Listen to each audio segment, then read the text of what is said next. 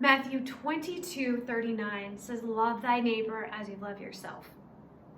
I believe that God gave us the commandment to love others. But I also believe that if we're not able to love ourselves, how can we truly be able to love somebody else? And I believe one way that we can be able to love ourselves is by being emotionally intelligent.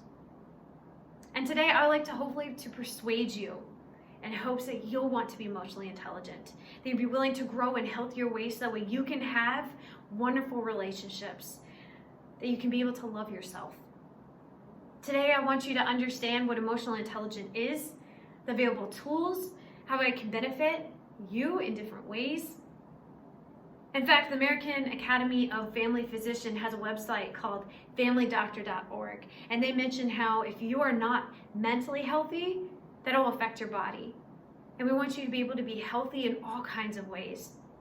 But first, let me help you have a better understanding of what emotional intelligence is. Peter Sauvage and David Slaughter wrote in their book, Emotional Development and Emotional Intelligence, Education Implications, that was published in 1997. They defined emotional intelligence as someone who is able to monitor their own emotions as well as others, but also willing to use them wisely.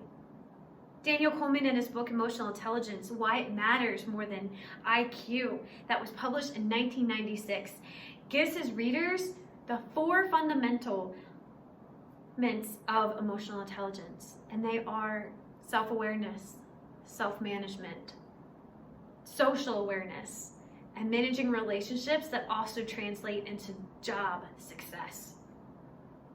Being self-aware is being willing to recognize your strengths, your weaknesses, how possibly your past might affect you.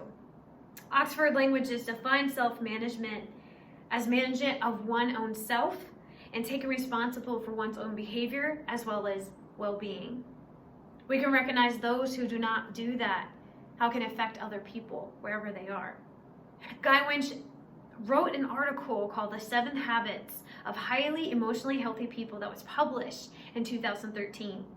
And he helps identify self-defeating behaviors, self-worth, self-esteem, as well as helping you to be able to understand that you can gain control after failures that help you in areas that you might be struggling with.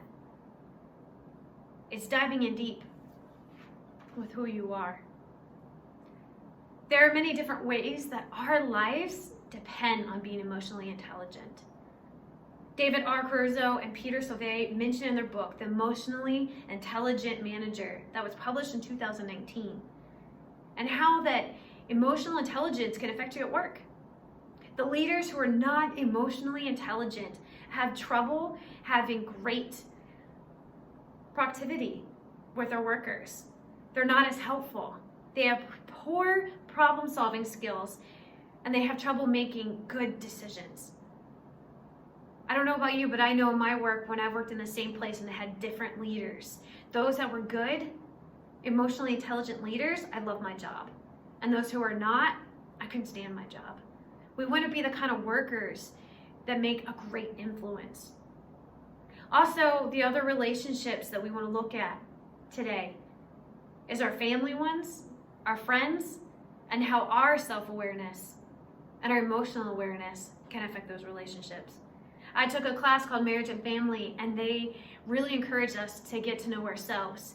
In fact, we read a book by Dr. Archibald Hart and Sharon May in Safe Haven Marriage that was published in 2003, which helped us be able to learn our emotional attachments, which are secure, avoidant, fearful, and anxious attachments. Those attachments are the kind that tells you how you deal with your emotions in a given situation. And it's important to learn what those are. When you're able to recognize these in yourself as well as others, it will help you in your family relationships, your spouse relationships, that will allow you to be able to heal and will impact the way that you do things. But what if you're having trouble identifying yours or another person's emotions? Well, good news is that there are tests and there are books that are easily available to you. Robert Stephen Kaplan and Daniel Coleman wrote an article series called Self-Awareness that was published in 2019, which tell us about how you can be self-aware And there's series they can say about how you can have self-awareness. The one thing that's important is being honest and being willing to assess your oneself realistically.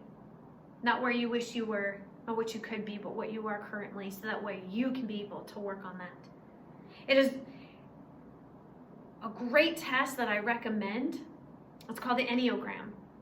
And there are 9 numbers in the Enneagram. And Ian Morgan Kahn and Suzanne Stabile wrote a book called The Road Back to You. And they go in depth about each number. So you can learn about yourself, but you can also be socially aware of other people.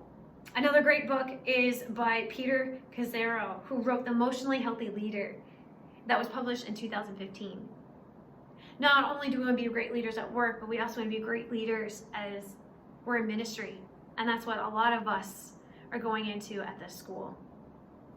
He talks great of how not being emotionally intelligent can affect your leadership in the church, and how we want to help people. We want to draw them closer to Christ, and we want to make sure that we are in a good place so we can be the best that we can for God.